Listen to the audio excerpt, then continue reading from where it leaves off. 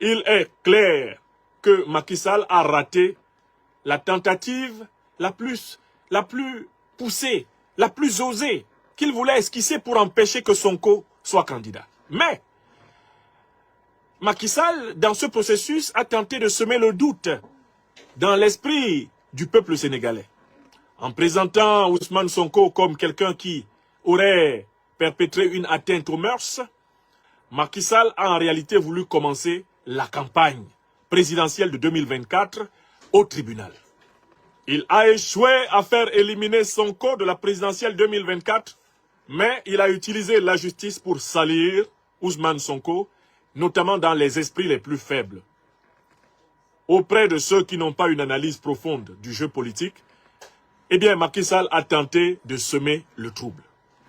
Alors, quelles sont les conséquences fondamentales qu'il faut tirer de la situation suivante? 1. Le simple fait qu'un tel procès aboutisse à une telle condamnation est le signe de la mainmise de Macky Sall sur la justice sénégalaise. Deuxième conséquence, et le peuple sénégalais doit être très vigilant.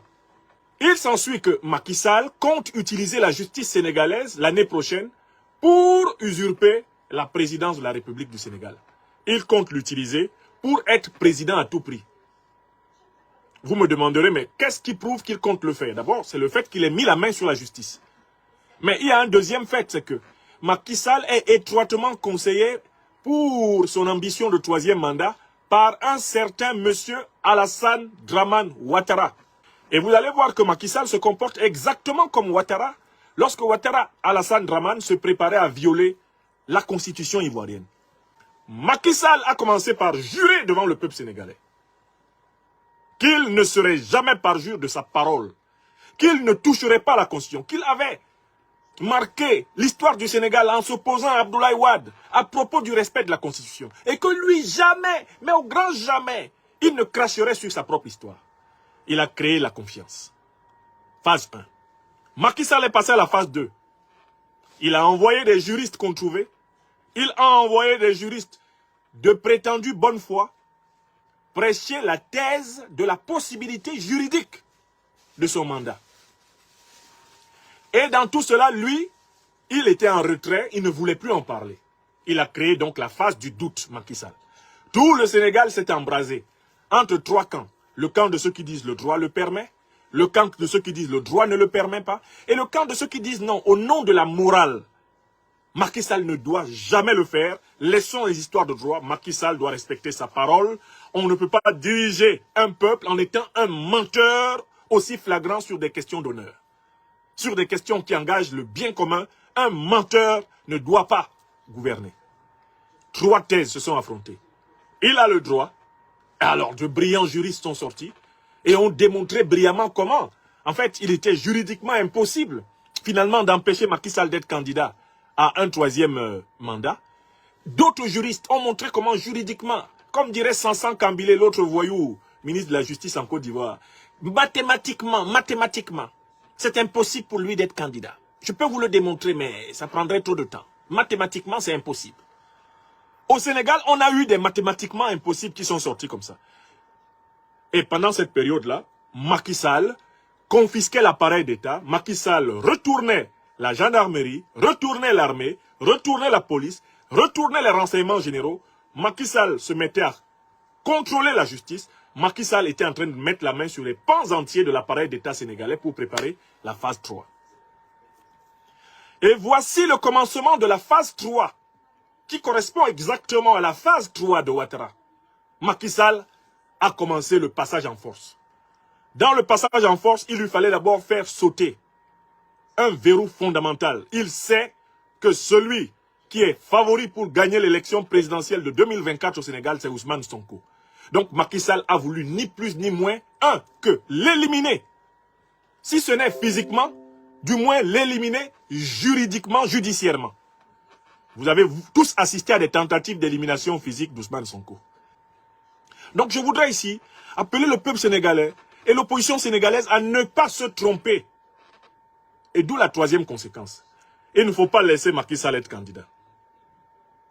Avant, je pensais, avant qu'il ne soit passé à la phase 3, à la phase brutale totale, Je pensais que s'il fait manipuler la Constitution pour être candidat, dès lors que Ousmane Sonko sera candidat, que toute l'opposition aura le droit de compétir, il faut le coincer dans les urnes, il faut le battre par un plébiscite pour le leader de l'opposition. Donc il faut rassembler les forces de l'opposition autour de la candidature de Sonko et battre Macky Sall. Maintenant, je sais que Macky Sall va truquer l'élection. Je suis convaincu qu'il va truquer l'élection.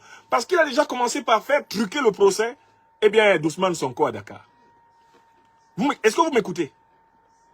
Il faut que vous m'écoutiez bien. Donc, par conséquent, en fait, le verrou contre Macky Sall, ce n'est pas dans l'urne.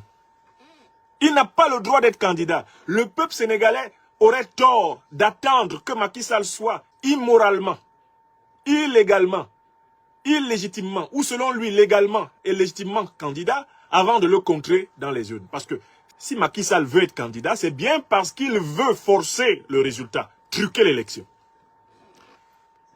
Et sur ce point, c'est le quatrième élément qu'il faut tirer de l'observation de Ouattara.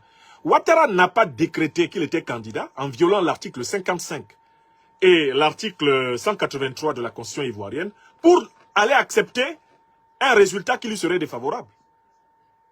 Ouattara n'a forcé pour se faire mettre comme candidat que parce qu'il savait qu'il allait forcer le résultat au niveau du Conseil constitutionnel. Au niveau du Conseil constitutionnel, il allait forcer le résultat. Il le savait. Macky Sall, que vous voyez, qui a déjà commencé à manipuler les juges pour mettre 200 millions de francs CFA d'amende à Sonko, pour écrire des phrases infamantes dans son casier judiciaire. Ce Macky Sall-là vous indique qu'il sera capable d'obtenir que la Cour constitutionnelle, que les institutions électorales ne disent pas le droit. Qui peut le moins, peut le plus. Qui peut le moins, peut tenter le plus. On dit souvent qui peut le plus, peut le moins. Mais qui peut le moins, peut tenter le plus. Quelqu'un qui commence par voler un œuf là, c'est un entraînement pour voler plus tard un bœuf. Quelqu'un qui commence par voler un œuf, il s'entraîne bien pour être capable de voler un bœuf. Quelqu'un qui commence à s'exercer à manipuler la justice contre l'opposition est en train de se préparer à la grande manipulation de la justice contre l'élection. Je recommence. Macky Sall s'exerce sous vos yeux à manipuler la justice contre l'opposition parce qu'il se prépare à manipuler la justice contre l'élection. S'il n'avait pas l'intention de manipuler la justice contre l'élection, Macky Sall en serait resté à sa phase 1. Il aurait tenu sa parole. Je ne vais pas chercher un troisième mandat.